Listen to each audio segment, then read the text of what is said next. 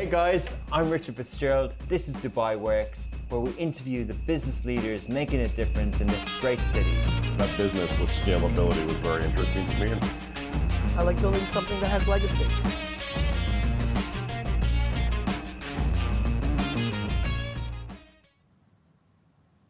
Welcome back to another episode of the Dubai Works Business Podcast. This week we are joined by the CEO of Liquid, Sachinn Laala. So Liquid are homegrown UAE brand. They're the first of its kind in the Middle East. So a fully dedicated commerce agency and company. And they began to expand globally as well into Eastern Europe and soon the UK.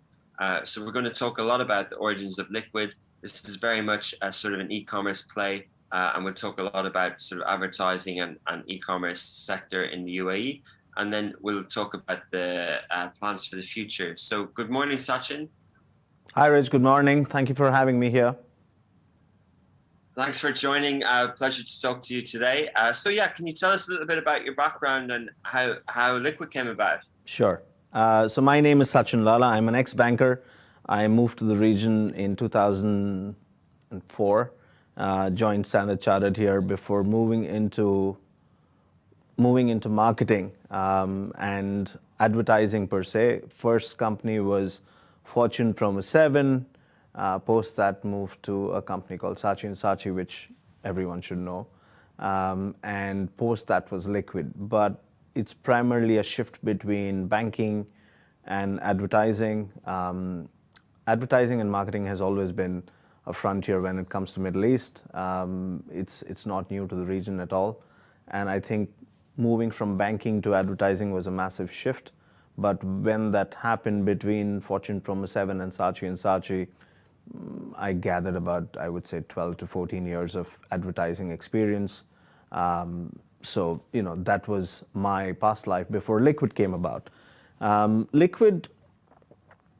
I think Liquid was a transformation of what the region always spoke about, which is retail. A region that talks about retail so heavily that we bring the entire world here when it comes to DSF, DSS. We are a city and we are a country of shopping festivals. And for some reason, the advertising industry really didn't pay a lot of attention to the retail sector. It was always about brand building. It was always about the brilliant brand messages, telling a brand story. It wasn't focused purely on retail. It was an overall marketing and overall communication message. 2016, me and my business partner, Coleman Shields, set up Liquid. We both were at Sachinn at that time. And Sachinn was doing very well. They were focusing on, the main line, as you would say, above the line communication. And the focus really was how do we tell a brilliant brand story. They did a good job of it. But, Coleman and me both felt that there was a need in the region that focused so heavily on retail for an agency to focus on commerce. And that's when Liquid was born. We've been in existence for 6 years now. August 7th would be our 6th year in business. And when we started off Liquid, it was very clear. We won't really divulge. We won't just chase money. Those things are required as you set up a business here. But it was very clear we want to set up an agency that focuses and caters towards commerce, that focuses and caters towards retail. It's just ironic that it's not happened before, and that's what we started doing. So when we spoke about retail, again, we didn't distinguish between, hey, are we buying the same product offline or are we buying the same product online? Because again, an end consumer does not distinguish that. You want a toothbrush or you want a shampoo. You're not really worrying about you picking that up from a Carrefour or whether you're picking that up from an Instashop or ordering it on Amazon. You're just going by your daily life and you're ordering the product. And that's what we wanted to kind of establish with Liquid, is really not distinguish the channels, but have an entire offering that focused on that entire shopping experience, purely focused on the shopping experience and not really worrying about the overall brand communication that was coming out of most of the top agencies at that time. Interesting, fascinating. Great to hear this type of story as well. There's some common threads that people can listen and learn from. So there's a career shift, and then working with kind of global agency names and brands, and then finding a partner to set up something, and then the sort of entrepreneurial journey you've been on. So I might sort of break them down a little bit in case we miss some, but can you just talk a little bit about the shift from banking to agency? Was it because you were creative and you understood commerce and brands, or was it more that you were on the commercial side and you just understood business dynamics? So I think it was a bit of both. Banking was interesting. It was what I did in India. So obviously when I came here, I wanted to do something that I already knew.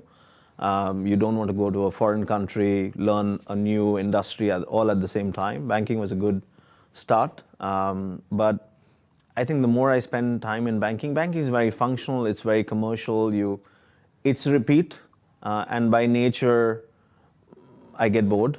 And I thought, why don't we go to an industry that will teach me something new every week?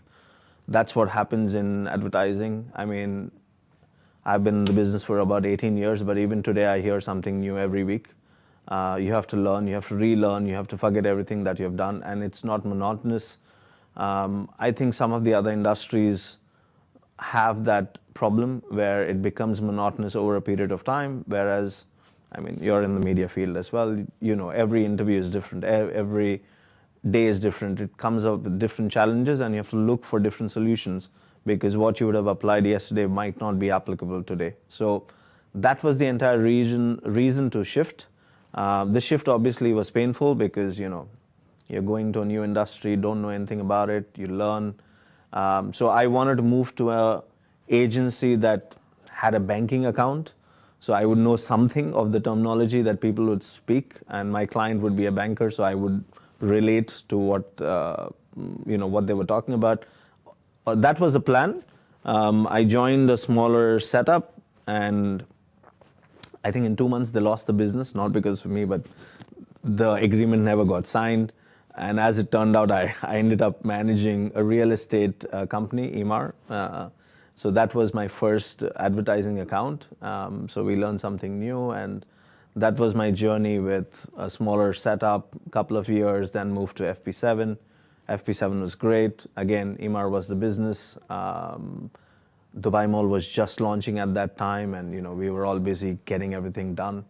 So it was a massive shift from banking to, I would say, advertising. But again, advertising is, you learn on the job. You have to have an open mind, and you learn on the job, and you relearn on the job every week. And as long as you're able to do and progress and you're open to change, I think it's a fantastic industry to get into. We have people from all walks of life, all nationalities, all different backgrounds, educational, professional, and they're able to crack it. And that's what makes this industry exciting, because you don't really meet a set of people that have the same background. I'm an ex-banker. My colleague is out and out creative. He's gone to an art school. So it's just that you bring that all together and you're able to kind of provide a product to your end client that kind of helps them tell that brand story. Yeah, fascinating. And it's good to hear it so clearly that, because people who do shift careers, there is a headspace shift. I had a little one from agencies to media publishing, and you've got to sort of adapt. And, obviously banking and advertising is a little bit more stark, especially when you're sort of in your career. But can you talk a little bit about, and you kind of touched on it, just for those who mightn't know the industry or come from the advertising industry, but from FP7 and Sachinn in Dubai over 12 years, from 2004 to 2016, while the city literally was built. Can you kind of give anecdotes or just an overview of what it was like being a professional in that space at that time, and what type of industry was it? The kind of ups and downs and everything that you went through. It was a fantastic journey. Dubai has always been fascinating. We all know the 2008 crash that happened, so everyone was worried. It's just overnight, and that's what the industry brings, right? Because you manage 80% of real estate clients, market crashes, you're like, okay, no more real estate. Now we are talking to FMCG. Now we are talking to electronic guys, because that's where the business is. And then you've changed from talking square foot to, hey, how many products I can sell to you? And that's what the more you're open to it, the more you are, you're able to learn. Obviously, the first few years, I think anyone who comes here, I don't know why that is, but it's just the first few years, we're always thinking of, hey, can we go back home? I still remember Sachinn was launching Dubai Metro, and I was part of the team, and Metro was getting launched in 2009, and I was laughing, saying, I'm going to be out of here by then. 2009, 5 years away, I'm not here. I'm never going to see this Metro. Metro launched, I said, okay, one more year, I'm out, and it's 12 years later, I'm very much here, not going anywhere. That's what the city does to you, and I think more and more people are having access to news, and they're having access to global reports. I think we just need to kind of look at what's ahead of us, put your best foot forward. The industry is the industry. You will have up and down. Any industry has the same thing. And I think what is exciting again is the fact that it's an industry where you can learn on the job. If you were a doctor, a lawyer, you don't get that opportunity. You need to have an education background to get there. You randomly can't show up at a hospital saying, okay, I'm going to be a doctor tomorrow morning. But you can do that with media. You can do that with marketing, because you can learn the job, and a lot of people who have excelled at the job have no background with media and marketing, but they still have, because it's a job where you use your gut, you use your intuitive knowledge, and you kind of get on with it. The ups and downs have always been there. I mean, every time. Today I was reading a news about Dubai having the best real estate month over 13 years. So people who have been here forever have had a lot of ups and downs, and you see constant news on, hey, this is it, Dubai is being written off, and you're like, no, we come back with a bang. It was all the talk of, after COVID, we're going to see a slump. After Expo, we're going to see a slump. Okay, COVID finished. It's not finished, it's going on. Expo is finished.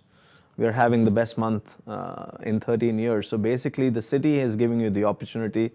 I think from everyone who's been here for a long time knows that the more you're persistent, eventually it kind of works out. And people who are willing to kind of put that effort in, changing an industry is not rocket science. You were not born to work in a certain industry. You just happen to get there either by college, or you happen to get there because that's what your family member knew, or you happen to know the boss but you were not born to do that role. So learning a new industry is not difficult at all. You just follow what you think is right.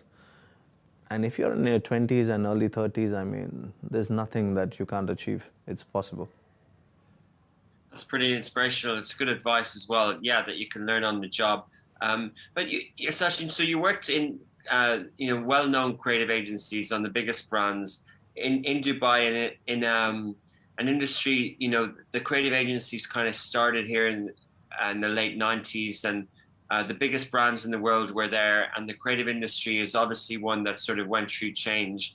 But so the question really is, sometimes people say in agency and in client service world that there's almost like a ceiling or a cap in your career, sort of 10, 15 years, and then you either set up your own agency or something like that. Is that something that you had in mind, or when did the thought, I know you touched on it on the commerce side at the start, but were there times during that career that you were thinking, I'm learning from these guys, I'm learning from what my work.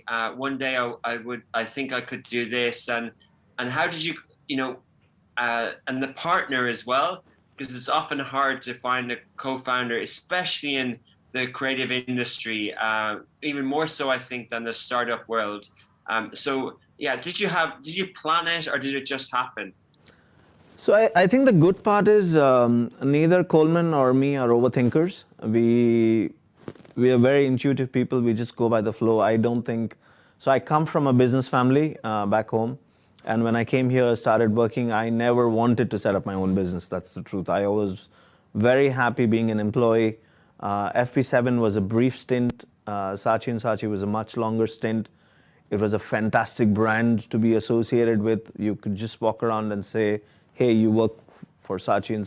That itself kind of got you into the room and said, hey, thanks, please come in.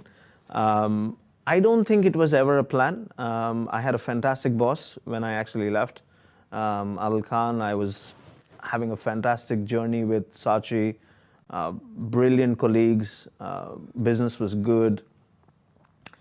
I think the only thing that the bigger guys and, they're driven by numbers, and they're not driven by numbers because they want to be. They're answerable to shareholders, and the shareholder says, hey, this is what needs to be delivered, and everyone's chasing to get that delivered. So at times, everyone's looking at what's ahead because the year ahead is important. You're not really thinking about 5 years ahead because you are thinking of how do I deliver the numbers on the next 2 years. Sachi was a good story. As I was doing a lot of ATL or above the line work, Sachi used to have a small division called Sachi X, which focused a little bit more about retail compared to the normal setups that all advertising agencies do. That's where I happened to meet Coleman. He was already part of the setup, doing very well. And I had an opportunity of moving to Singapore with Sachi on a Procter business. And I remember I actually went to my boss's room and I said, hey, I'm packing up. I think I'm taking the Singapore opportunity. I'm not very happy about the MTR, but I'll do without not being able to drive a car for a few months. And I think it's time to pack up. And he said, why are you going? Are you bored? What's going on? And I said, ATL's been good. You have been brilliant to me. Sachi's been great. I want something new. And he said, okay, if you want something new, why are you changing cities to want something new? Let me give you Sachi X. Coleman's already here. Try and run this with him. See what you feel. It's very different from everything we have learned for the last, 7-8 years. Try it. And that's where the journey on this whole retail and shopper marketing started, because Sachi X focused on that. And a couple of years into Sachi X, it was very evident that all the groups were focusing on what's ahead. And most of the groups, 98%, 99% of their business was above the line media, digital, all the other stuff. So shopper wasn't really a focus per se. Again, it's not what they wanted to do, it's just what they had to chase at that time to meet that number. And as we kind of got into the era of, there was a little bit of e-commerce discussion happening in 2015, and Coleman and me both spoke about it. And at that time, my boss also told me the same thing. He said, hey, you're doing offline, why are you not looking at online? Why don't you, consider that? So as we got into the e-commerce space, it became more evident that we need a retail setup. We need an agency that focuses on overall commerce offering, that does everything from offline to online. And at that time, we felt that walking away was the best thing to do, to try and do this, because it needed a lot of freedom. It needed a lot of intuitive, investment from our own side to kind of see, is this going to work? Because there was no proven model. And because there was no proven model, it was very hard to go back to your boss saying, hey, trust me. And he would say, you're telling me the entire city hasn't done it and you want to crack it? It's not possible. Like, the entire city didn't have a commerce agency.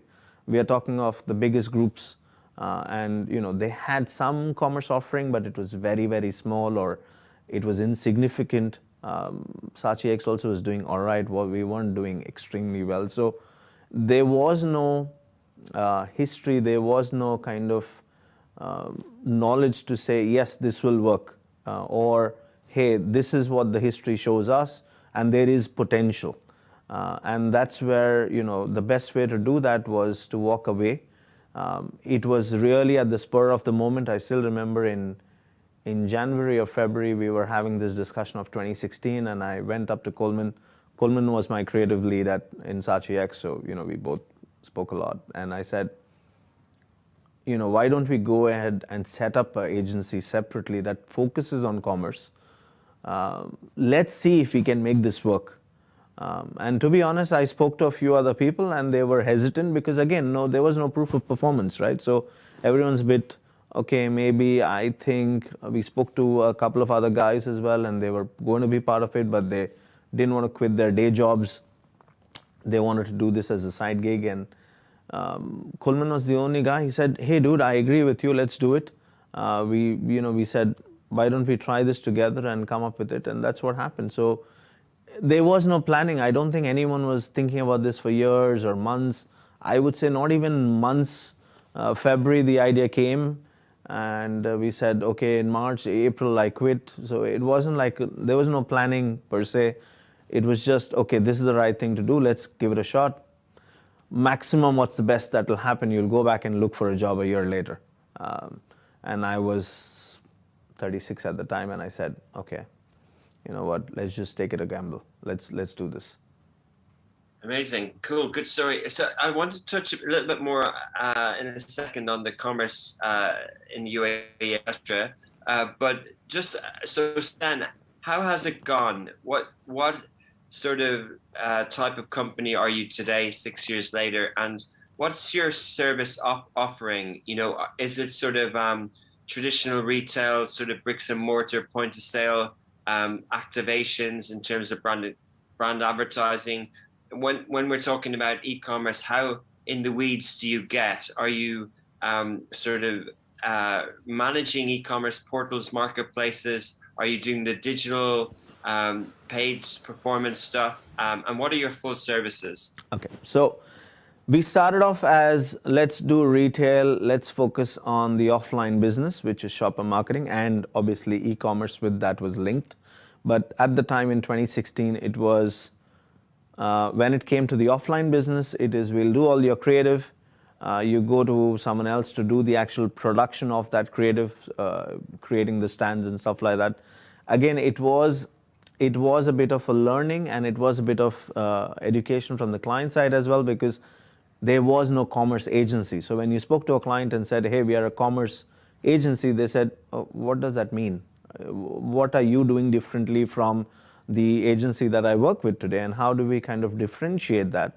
So we started off focusing very much on, we will help you in the offline space, anything to do with, so I would say 99% of our business is CPG or FMCG, so we are very focused on the offline retailers, Carrefour, Lulu, etc. And in parallel, the conversation was, when you are selling in the offline space, you should also be selling in the online space. When it came to an Amazon, or at that time it was Souk, or Lulu or Carrefour online, that was the offering at that time, saying, let me help you design the creative for the offline world, and let me help you design the creative in the online world.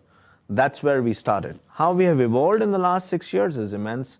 Today we are a full commerce agency. I have a Chief Strategy Officer, Richard Nickel, who actually, going back a little bit of topic, who started Saatchi X in the region in 2008, and he's the guy who brought Coleman on board. So we brought him back from Asia, and then we expanded our entire offering to basically mean that we went from just doing the creative in the offline online world to doing the entire. So if you came to us today, we would do a go-to-market strategy on how you would take your product from packaging to the market. We would talk to the retailers and help you list. We would create the actual branding or creative material to get you in the store. So that's one part. When you go to the digital or e-commerce level, we would help you list with the e-retailer. We would create all the marketing material. We would list the product for you. And last year, we also started e-distribution, which means that we will also ship the product for you to the retailer. So if you were a new brand and you came to the region and said, I want to sell on Amazon, we would be able to do everything for you, from creating the packaging to listing the product to actually shipping the product to the retailer, and then post that pushing the sale. So the only part that we don't play heavily on today is the media part, only because we feel like, you have a lot of global agreements, and we work with a lot of multinational world-class brands that have global agreements, so we don't want to kind of get into the weeds there. But outside the media realm, anything to do with commerce, from thinking, creative, to the execution, to post-execution on what people are thinking about your product. Can we help you generate a rating and review? Can we even help you ship the product if you have a distributor that's not focused on the e-commerce business? So everything to do with offline, online. So we don't really classify as events or POSM. We understand what the problem is. If the client says that I have a new product that no one has tested, then obviously the process would be is get them listed, create enough shoppable material to be put in the store, do an event in the store so that people are able to sample the product, and then with the online world, do the exact same thing, create the marketing material, get them listed, get them visible, ensure that you're winning on search. So the parameters changes depending on which channel you work on, but we have grown to about 110 people today. In 6 years, we speak about 22 languages, which means that we can talk to anyone across the world when it comes to the e-retailer world. And what we normally do is we will take that entire problem from the client, and then we can help them solve it. So we have evolved in the last 6 years. We use a lot of science, but we also have a brilliant art team, and there's instinct. We have learned things in the last 6 years, things that we should be doing, things that we shouldn't be doing, so that we are able to offer an offering that is an overall commerce. It's not just linked to, hey, we do creative, because COVID was unfortunate, but COVID also brought in a lot of competition, which is good. But the competition also focuses on the creative part of it.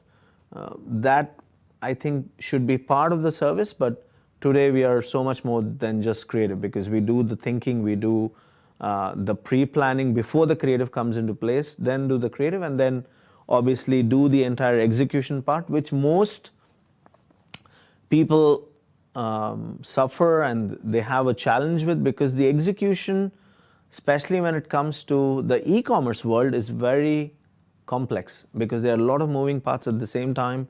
So looking at something on a PowerPoint presentation and saying this will get implemented tomorrow morning is not right, because the channel does not distinguish between Rich and Sachinn. The channel is the channel.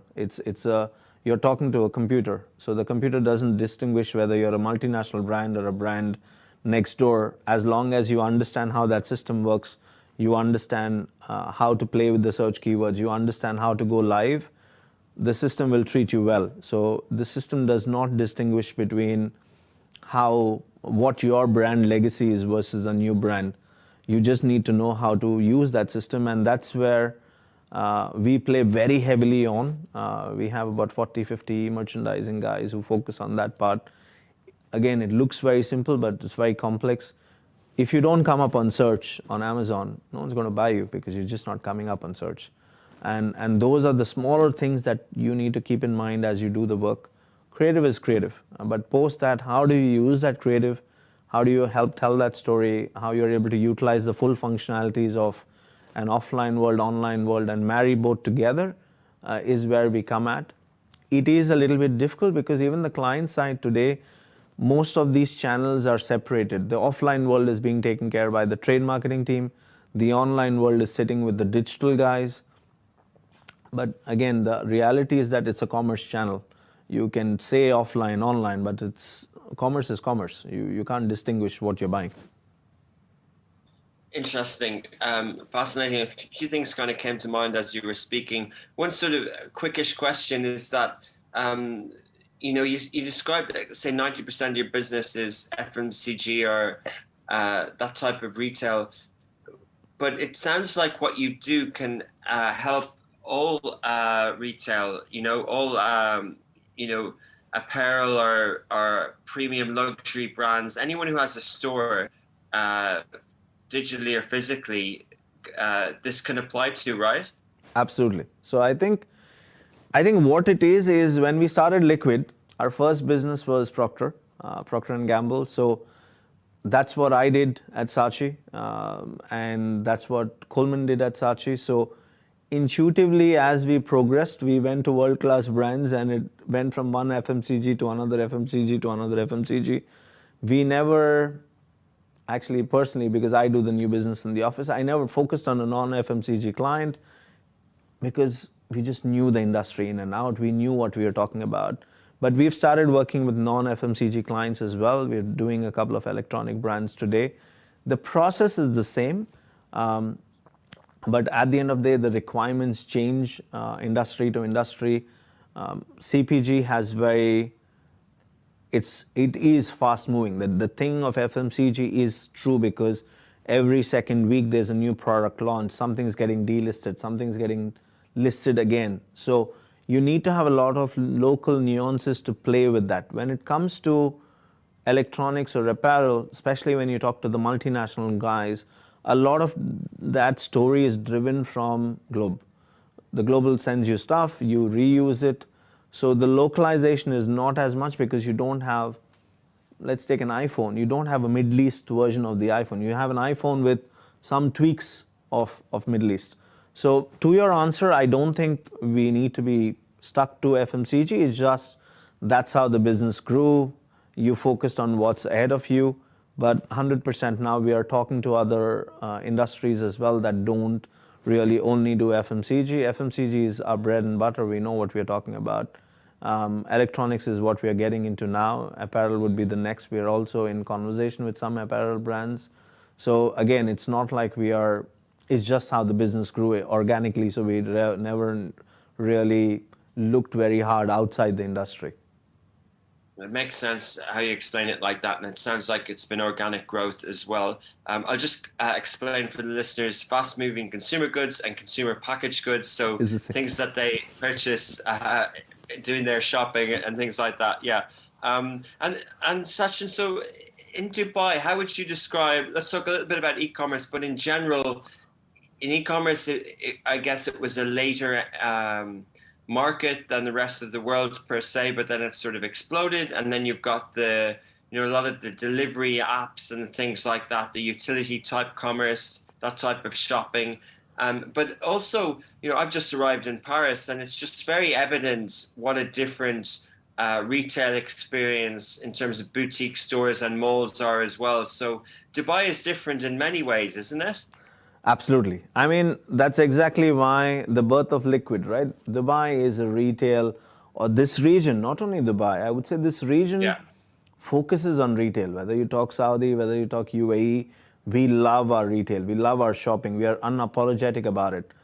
People say, oh, you are bought into consumerism and you are buying a lot of stuff, but I'm not, I'm proud about it. We like our products. We like going to the store. This is our national, this is our national hobby. We like shopping. And not only us, we call the entire world saying, hey, when you want to shop, please come to Dubai, or please come to the region, and we'll get you the best products at the best value, at the best experience.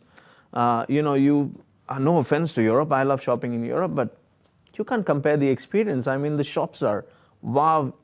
I walked into a store the other day, and in the middle of the store, I saw an installation that had nothing to do with the store. It was just an experience. And that's what the region's always been about. It's been about, a retail exhibition. It's wonderful. It's larger than life. And what happened, unfortunately, COVID happened. And we have a fantastic infrastructure. I mean, most of us have 2 mobile phones. Our internet penetration is through the roof. So all this while, when I came to Dubai in 2004, we loved going to the mall. I still remember the first 6 months what you did. At that time, it was city center. I went for a movie, went and ate, hung around, put on a lot of weight, as you can see. But it was all, okay, let's go to the mall. What else do you do? What do you do in summer? Well, that's what we do. And as retail progressed, we just got used to it. We went to the mall, we shopped there. So we never really thought of buying anything online because we were already going to the mall. So we said, hey, while we are there, why don't we just shop something else? Or why don't we shop our groceries? Carrefour's biggest retail store is in Mall of the Emirates. It's in the middle of the best mall this side of town has to offer. You're buying groceries. I think if not their top selling, it's their second most used store across the city in a shopping mall. That tells you what our region thinks about shopping. We love our shopping experiences, and we don't limit it to just shopping in apparel or electronic in the mall. We want to go to the mall to even shop our groceries, eat. Now even you can go to a Minutes and fix your watch in a shopping mall. So that's what we consider our retail experience. E-commerce was always there. It was always a very natural progression because we had the infrastructure. We were always ready. It was just because we were so used to going into the store, we never really bothered so much to looking online. Again, unfortunately, COVID happened, and people looked at the channel a lot more seriously than they had in the past. And we have found a way to make the e-commerce shopping experience fun to some extent. We tried to replicate what we were offering in the offline store in terms of sales, in terms of, hey, buy one, get one free, in terms of the shopping experience in the online world. So we love our convenience. I mean, the fact that Kafu gets us petrol home when our petrol station is just next door just shows you, the city loves our convenience, and e-commerce plays right into it. It's convenient, it's safe, it gets delivered, you can exchange, send it back the next day. So it was always going to happen. It's just, it happened all together because of COVID. And now that people have gotten used to it, they have created their IDs, they have put in their bank accounts, and they've put in their credit cards. You can see the numbers are just baffling. It's just increasing.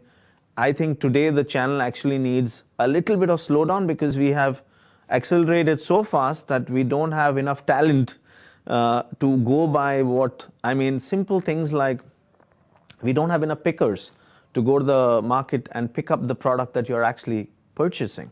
So we have accelerated a bit too fast for us to kind of bring that logistical support.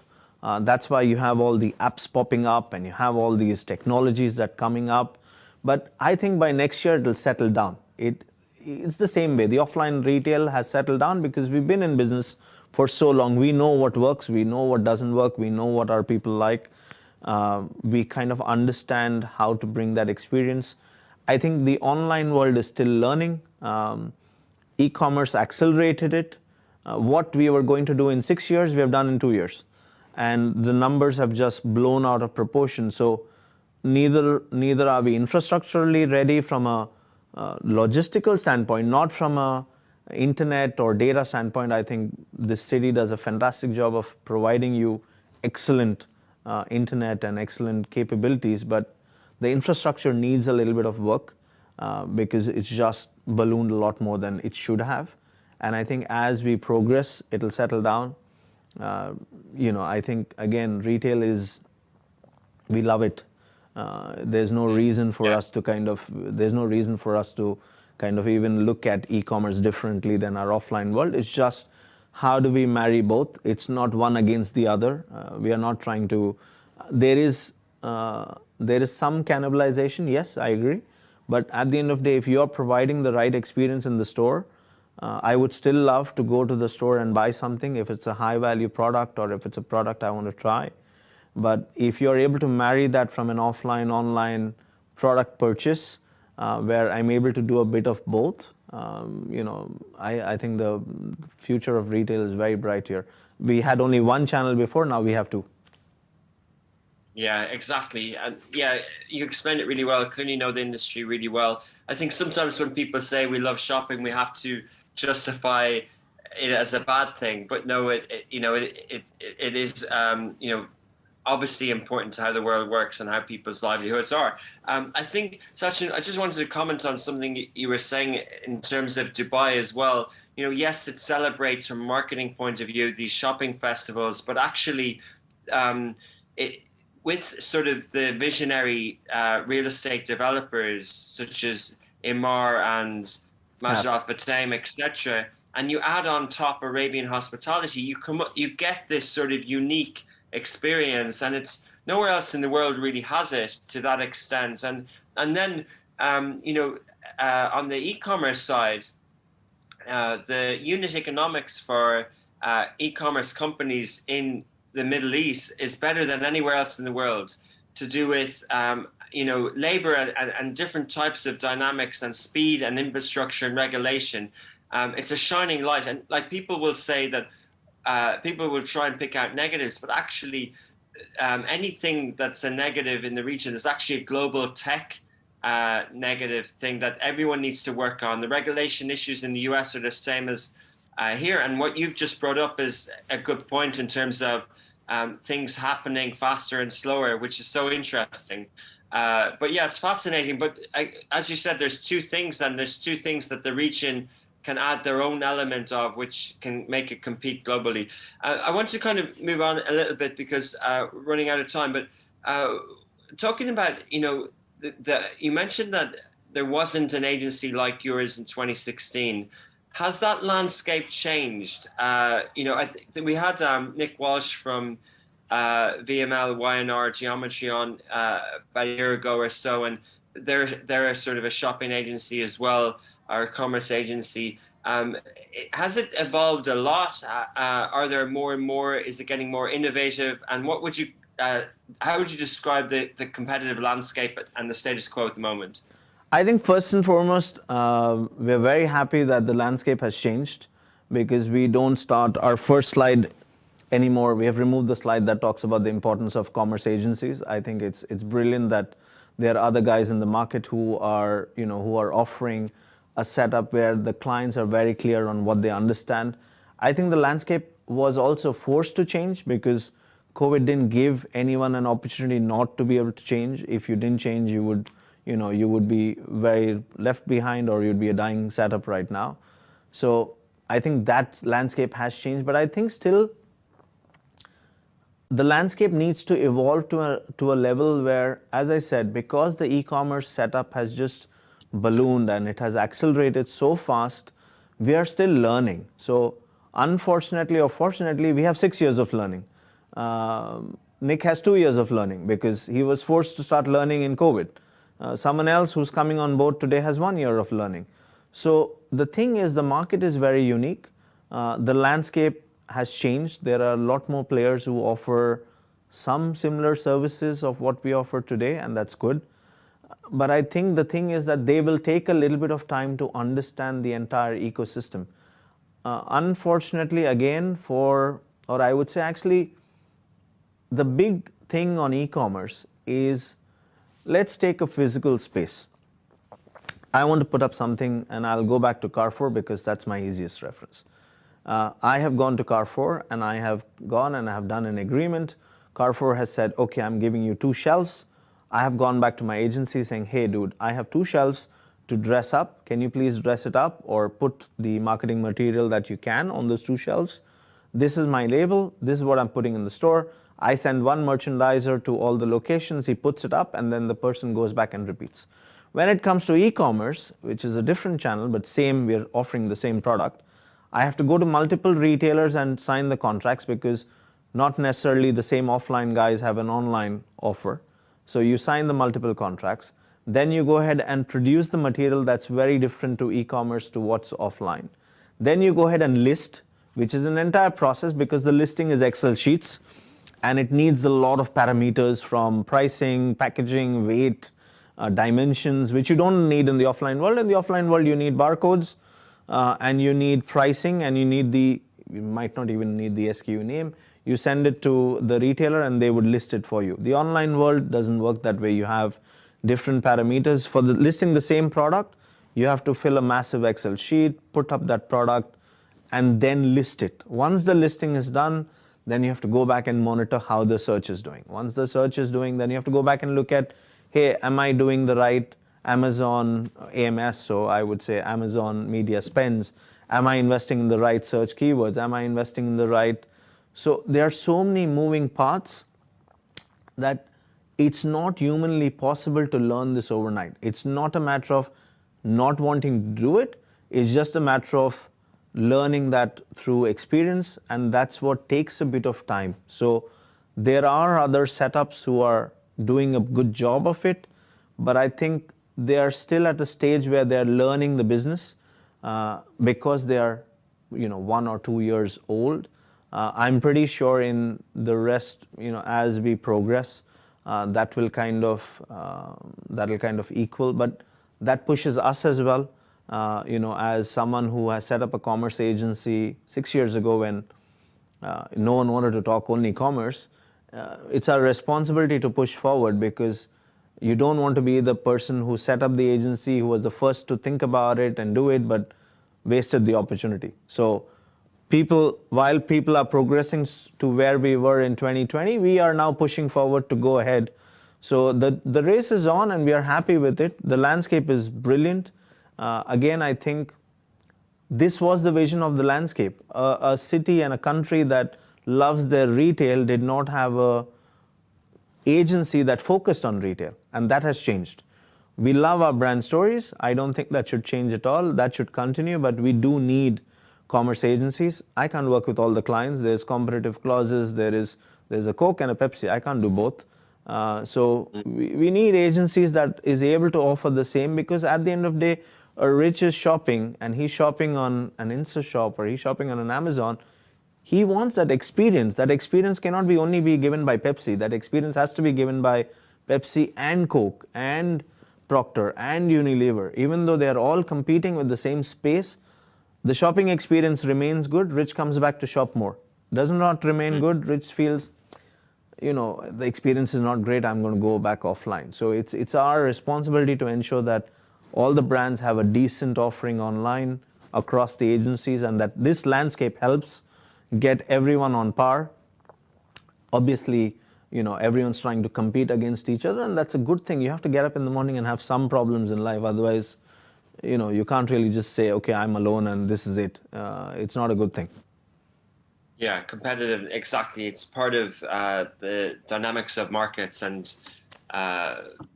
everything, the economy in general. Cool. Just to finish up then on the region and emerging market and the opportunity. You mentioned at the top that you guys are expanding and you've kind of chosen Eastern Europe and the UK. Is there a reason for that? And would you look to the expanding in the region as well? I think so. We've expanded in Saudi, obviously, considering everything lovely that Saudi is doing today. I think from a brand storytelling perspective, always this region has been considered the backwaters. So we have exported brand stories that were written in Europe, or we were exporting brand stories written in North America. We obviously generated our own, but when we thought of the biggest brand story, we would say, hey, let's go to Europe or let's go to a North America agency. And we were doing more regional stuff. Unless you were working for an agency working for Emirates, that's where you would be able to tell a global story. I think with commerce, we have the advantage and we have the opportunity of telling a story from here, because when you think of retail, if we are the pioneers of retail, which I truly believe this region is, compared to anywhere else in the world, our agencies, not only us, not only Liquid, our agencies should be able to tell global retail stories from here, not the other way around. And I think that is where this region has that opportunity to export talent from here to the globe and talk about retail specifically, because this region has that expertise. If you were setting up Blue Waters, which is the mall I know of in UK for forever, but if you were setting up bigger, equivalent of Dubai Mall in UK, or you were doing that in somewhere else in the world, you would think of Dubai Mall first and say, hey, can I get people from there who have done this, who have successfully brought in 25 million plus people in a year in a mall? How do we export that talent from here when it came to retail? The same conversation needs to happen even when it comes to a commerce agency of, hey, I am trying to set up a commerce agency in a different country. Where do I get the best talent? Can that talent be in Middle East? The answer is yes. We are excellent in offline retail. We are learning from across the globe on how e-commerce is done, and we are doing it successfully. I don't think there is a region where they are able to kind of do both equally well. I think this region has that talent. And I think the opportunity is for us to kind of export that talent from here and, show the world how retail is officially done, as we are very good at it. Amazing. Well, it's really interesting listening to you today, and congratulations on the success of Liquid. It sounds like you guys are going to do things organically and just keep growing without too much planning, just with a lot of experience and a lot of expertise. So well done to you and your partner and all the team at Liquid, and we look forward to following the journey in the future. Thanks a lot, Rich, for having me here and for your time today. Thank you. Hey guys, I'm Richard Fitzgerald. This is Dubai Works, where we interview the business leaders making a difference in this great city. That business with scalability was very interesting to me. I like building something that has legacy.